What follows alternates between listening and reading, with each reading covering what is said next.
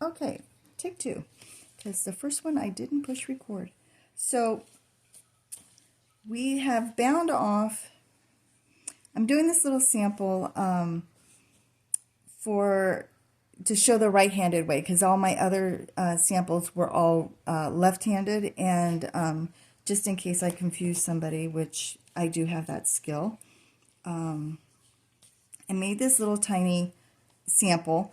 It's just totally garter stitch, but it has the yarn over loops. I'm going to show you how we're going to pick up these yarn over loops to do the second part of the shawl, and then I'll also show you how we're going to do the attached edge of the shawl. And I'm going to do this right-handed, so forgive me because right-handed is not my first way of knitting. So first thing is, this is your last loop from binding off, and he'll be good grief, he'll be hanging out here. So we've had this stitch marker hanging on the side, marking when we've gotten to the right side, the start side of our work. We're going to move it to the pin it somewhere on this side so that we know that this is our front side.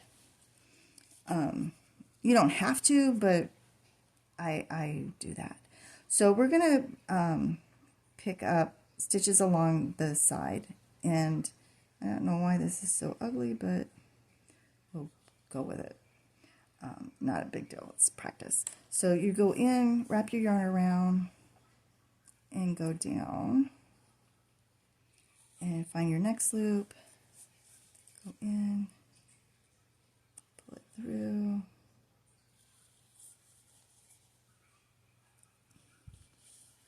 move it to where you can see.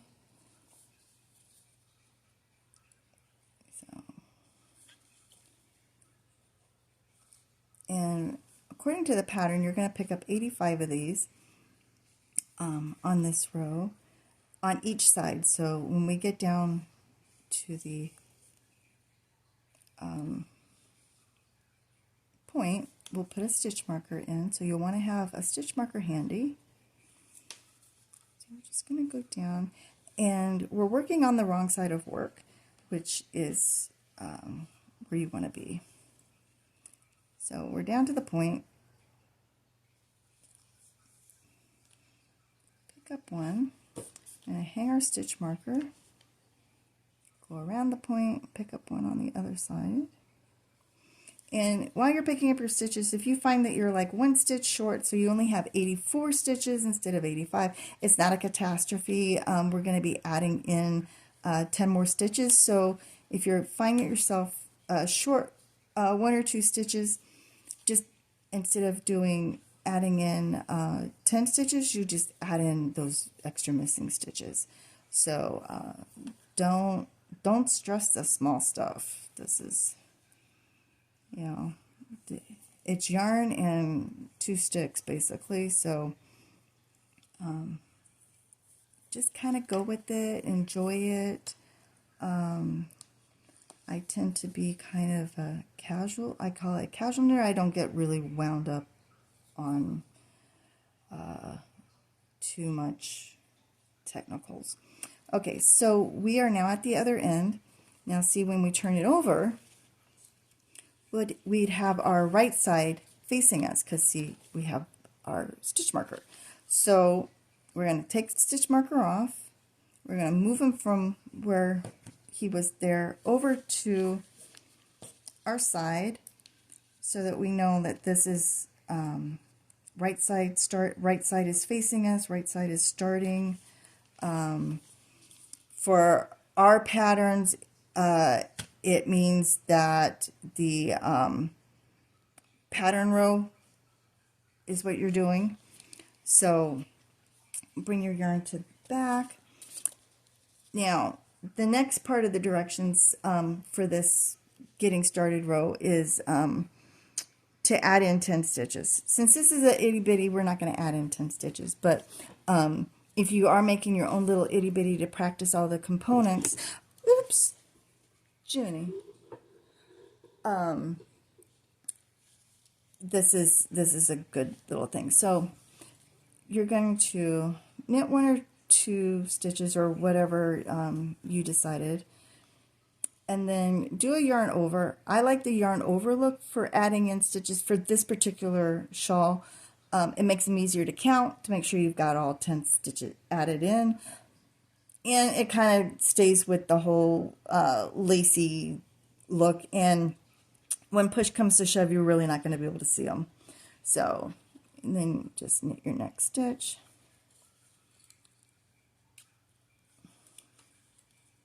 So, yarn around, yarn over your needle, and knit.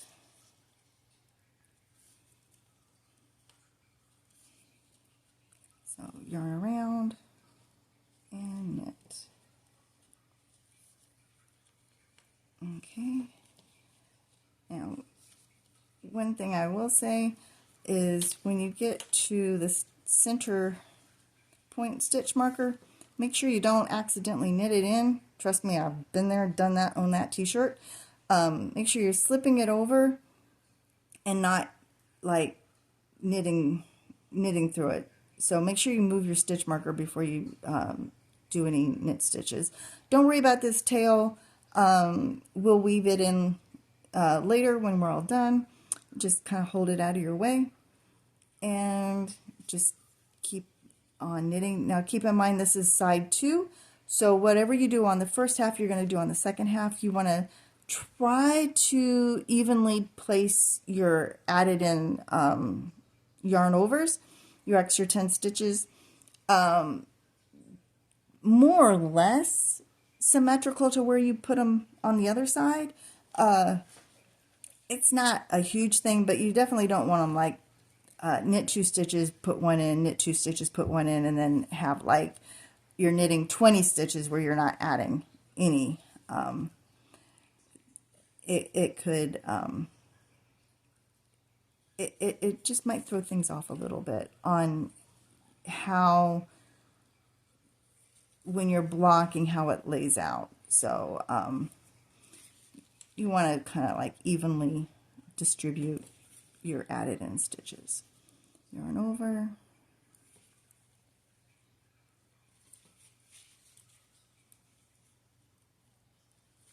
and just knit to the end.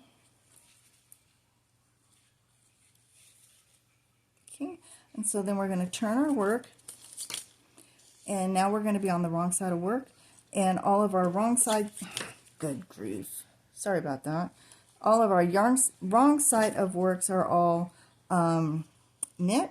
So we're just going to knit back,